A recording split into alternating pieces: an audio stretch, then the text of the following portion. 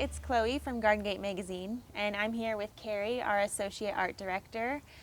Super good to see you after working remotely for so long. I've missed you. Yeah, I'm super glad. So I wanted to talk to Carrie because we've been collaborating on this project of marbleizing terracotta pots. It's a super fun project. It looks complicated, really simple, but in the process, Carrie has learned a lot of tips and tricks. So I'm going to pick her brain, and she's going to tell us everything. Yes. So yeah, tell me first, what are the materials that we need to make this terracotta pot? Well, the materials are very simple. Yeah. You have a clay pot, and I developed a mantra: if there's no plant in it, you marbleize it. Spray paint and a bucket of water, a skewer, and then a place to dry your pot afterwards.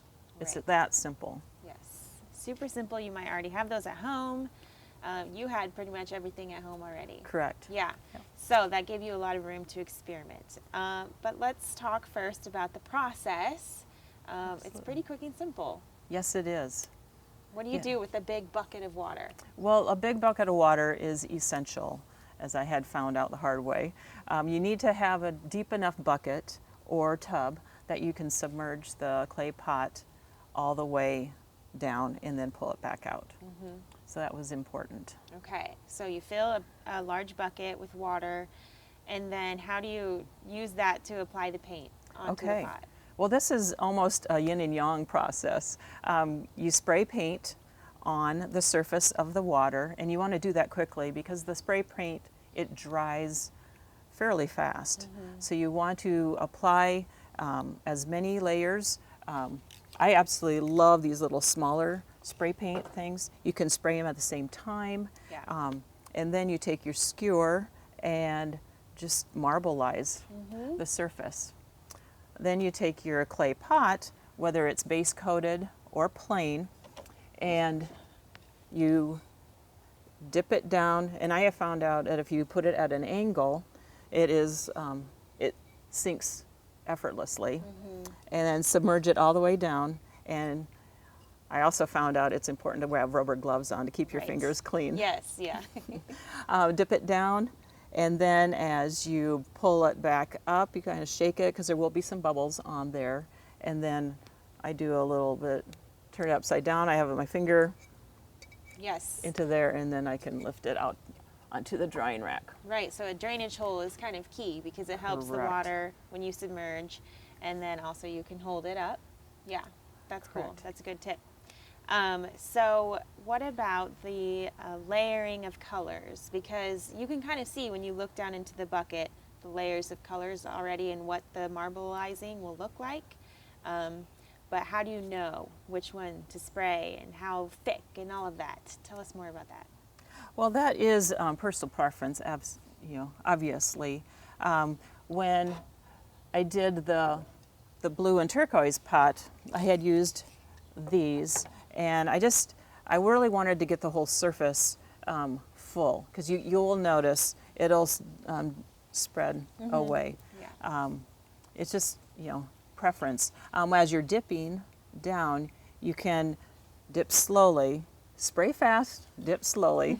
As you come up, you can grab more of the paint as you go. Right, so kind of like move the pot with you to capture some Correct. of that paint. Yeah. Correct. And it is amazing.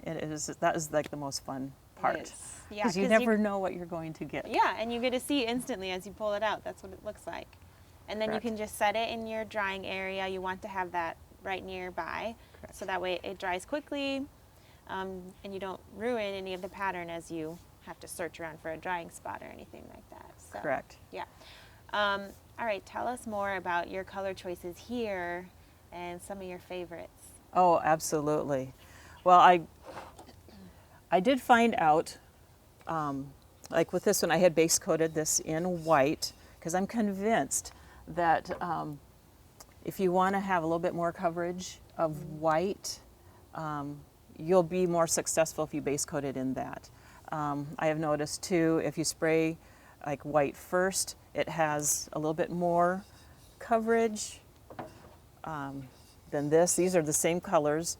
These were on a gray base coat, and then marbleized with white, black, and just a little bit of red, just to get that like little vein Yes, effect. yes. I do like that because it really gives it realistic look to have It that does. extra dimension of color, just a tiny bit. Okay, so you think that a layer of white, because that's what's the difference here. The first layer you spray is white, and then you do like a layer of black, tiny Correct. little bit of red. Yep, You layer as much as you wanted. right. Okay. On this particular one, I had kept spraying the black and the white, and then just a very little bit of red, because I didn't want that to interfere on the pattern. Yeah. I wanted to try to get that as dark of a color Yeah. as possible, because I mean, black is beautiful. It's very modern, and especially on the shape of container. Right. It's got that modern vibe to it, and I love the simplicity of the lines. So Right, and without a lip, it's a little easier to see the details of the marbling. correct. Yeah. Yeah, and I love that aspect of these pots. So what about the types of spray paints? Do you need to be particular about sheens or? Oh, absolutely not. Oh. I have, as a proclaimed craftaholic, I have quite a bit of spray paint in my possession, and paint companies or different sheens. I came up with a very beautiful design using, it's a base coat of a metallic copper. I love that. I love the metallic. And then I swirled, marbleized it with a black, with a semi-gloss, and then a flat coral. And I mean, look at that. Yeah. Isn't that neat? It adds a little more dimension even just to have those different sheens. Yes. Yeah. Yes. I love Yeah. that. So that should not inhibit you about which paint to use. And also I practice with not base coating Oh yeah. pots. And that's, I have fallen in love with these brown terracotta colors. too. I think, I have a lot. I of them. just, I love the color, but this I marbleize with the metallic copper and white. So it looks completely different on there than on the actual terracotta. Right. So it's the same color combination. Right, you have more of Very a different. monochromatic Yeah. look there, and then a little bit of contrast Yes. there. Yeah. That is one of my favorites. I love the little pockets of copper that pop through on the gray Yes, there. It looks yes. like a Yeah, so rock. if you don't have time to base coat it, Yeah. that's okay. Right. Yes. Yeah. That is a great tip. Yeah. So let's see. When I was experimenting with this, I used some plastic nursery pots. So just a fun little tip. If you want to just get the hang of it without using terracotta pots, plastic nursery pots is great. And Yeah. these are some that Carrie did that same color, totally different look. Right, right. Yeah, the green and the purple, red and gold. And then what's really cool about the nursery pots, tons of drainage holes.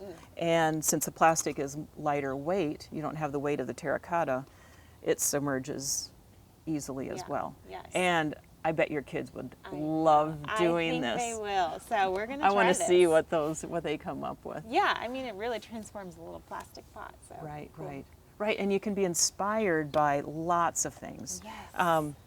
I love taking walks in the woods. I live out in the country, and lichen. I just love that. So this is actually what inspired my little baby pot here. Yes. Had base coated it in a black,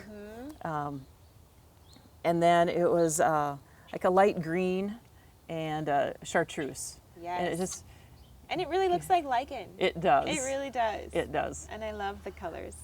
Right. And you can be inspired by, like amethyst. I mean, I absolutely love the purple pot that you did. It's like, Yes. oh, Yeah. that's very, very cool. And Thank you. you can get creative with, you don't have to submerge the whole. You could dip part, like on that particular one. Yeah, You could dip yes. a corner and then quickly flip to the other and then let it dry. Right. Yeah. So I actually love those colors. I might be taking that.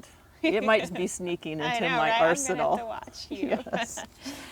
Yes. Cool. Yeah. So it's been really fun to experiment and just find different sources of inspiration. And I think we both have a list of things that we are ready to go home and keep trying. Yes. All right. So now, though, we have all of these terracotta pots. What are your plans with the pots that you have? What are you going to put in them? Where are you going to put them? Well, I love being able to put a shorter pot on the table on our patio up at the cabin. So I'm going to, especially like right now, I just love, mass planting of these pansies. It just sink it right in there. And actually, like with these pots, I love to be able to interchange them. So I do like to keep them in their nursery pots. So I can use annuals, these pansies, but I'm a big fan of houseplants. Yes. And I would be taking that inside afterwards. So, but you can just play up, whatever you want to, decorate with them. That's what I'm going to be doing. Yes, exactly. And I think it helps to have plain choices here. These are pretty plain plants. You're not mixing too many different types of plants because the pot is already pretty... That's the star. Yes, it is the star. Yes. All right. Well, thank you for sharing all of this information. Yes, and good to see you again. Yes, so good to see you. Yes, and good luck. Oh, we'd love to see what you come up with. Yes, too. yeah, definitely. Tag Garden Gate on social media if you make something great, and we'd love to see. Thank you. Yes.